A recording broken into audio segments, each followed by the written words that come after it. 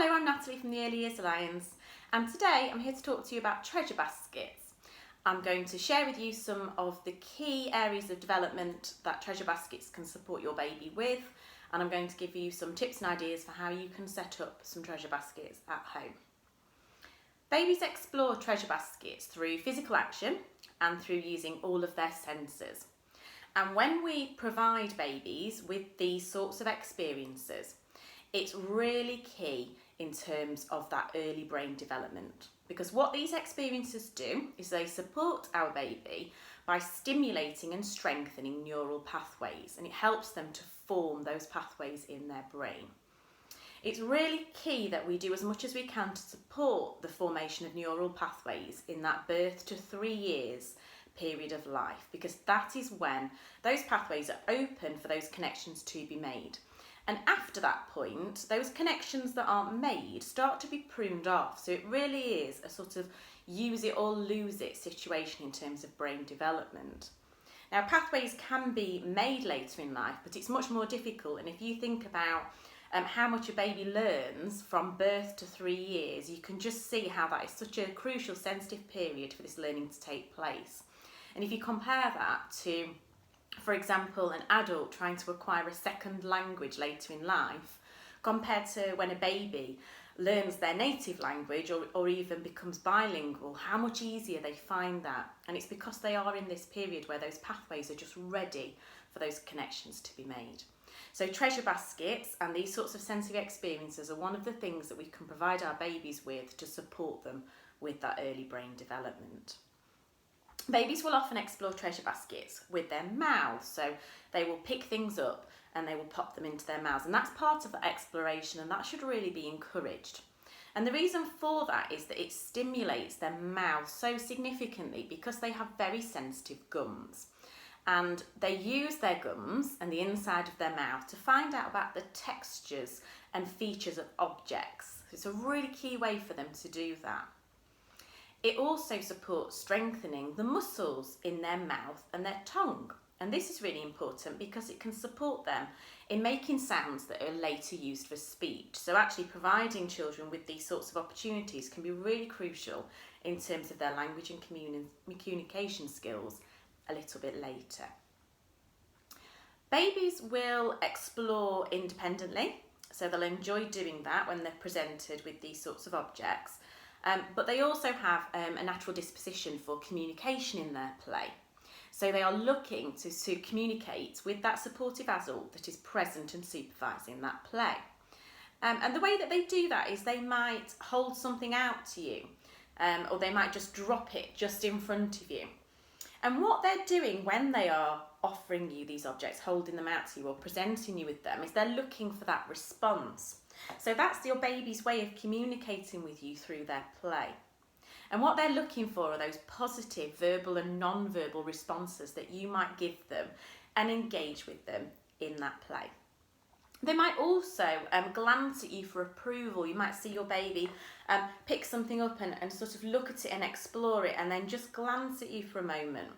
And what they're doing there is they're learning about social referencing. They're learning that there is a world beyond their world, and actually as that safe and secure person in their world, they're looking for you to just give them that little bit of positive reassurance so that they can continue to explore that object.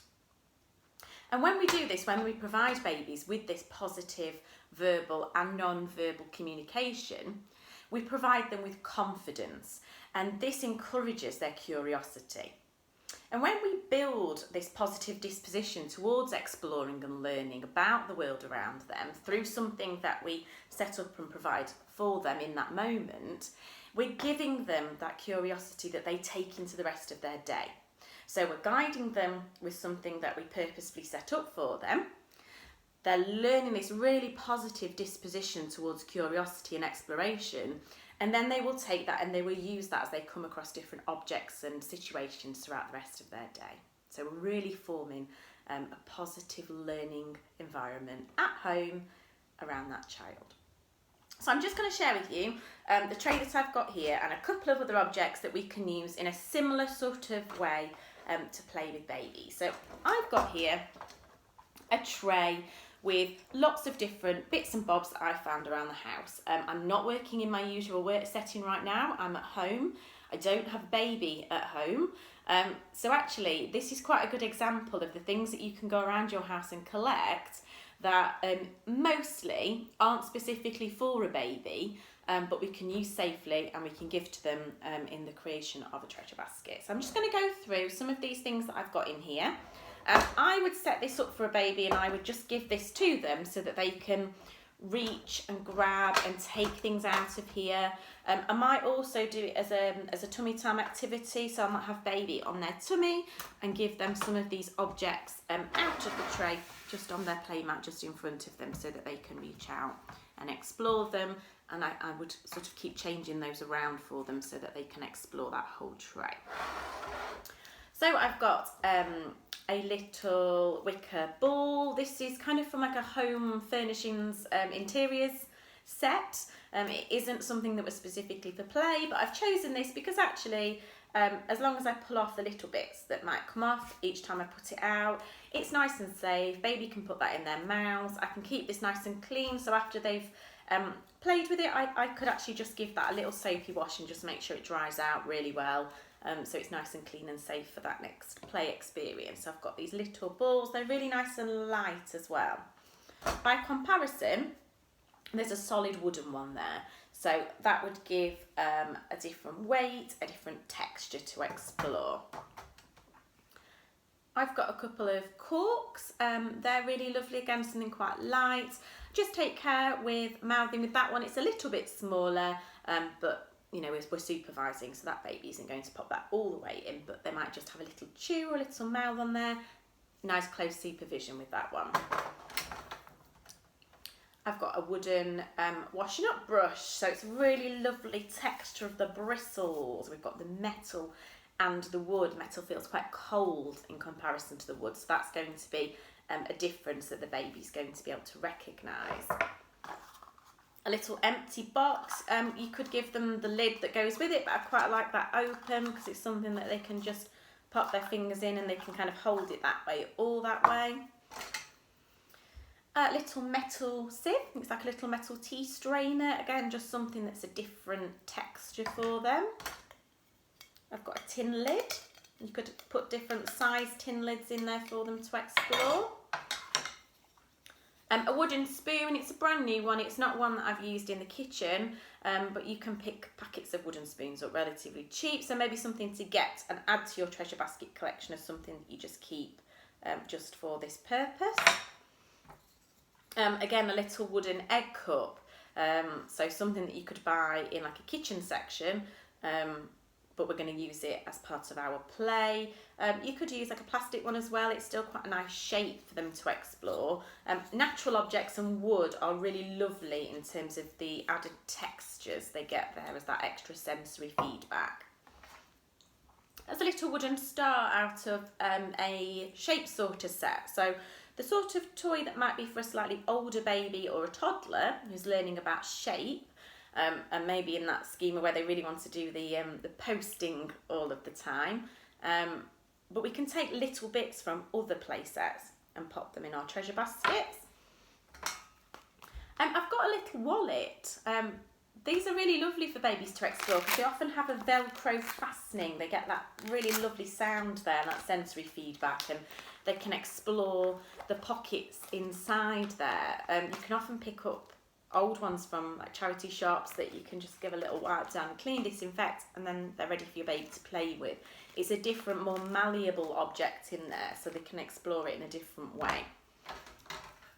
I've got a paper straw as well. Again, just something nice and light, a different shape, some colour on there.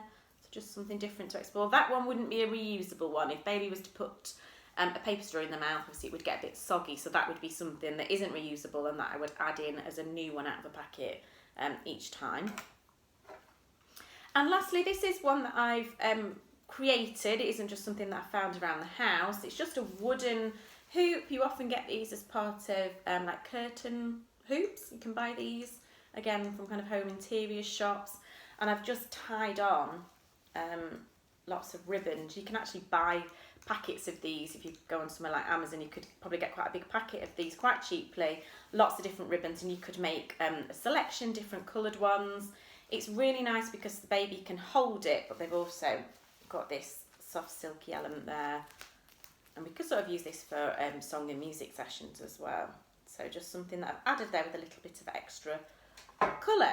So just a little random selection of objects that are going to provide the baby with different sensory experiences through supervised play. We're always supervising a baby when they've got a treasure basket, not just for safety in terms of choking risks and things like that, but as well because of the benefits I've mentioned in terms of having that unobstructive adult presence, that adult who is there to facilitate the learning but not lead the learning.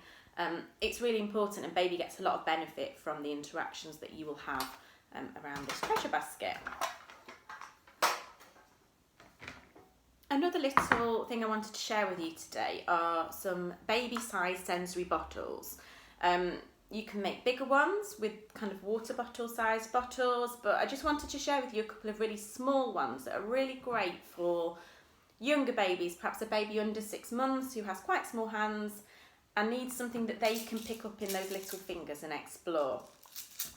These are almost like little test tube bottles. They're plastics, they're nice and safe, and I've got some buttons in one, and I've got a selection of different beads in the other. They're fastened at the top with some electrical tape to make them really safe, so that the tops don't come off, because of course the things in there would be a choke risk.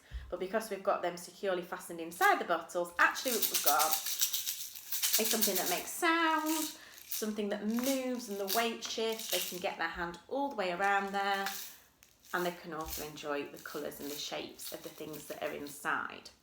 I've got a little metal one there, perhaps from something that like Spices came in. It's cold, so it's a really lovely sensory experience.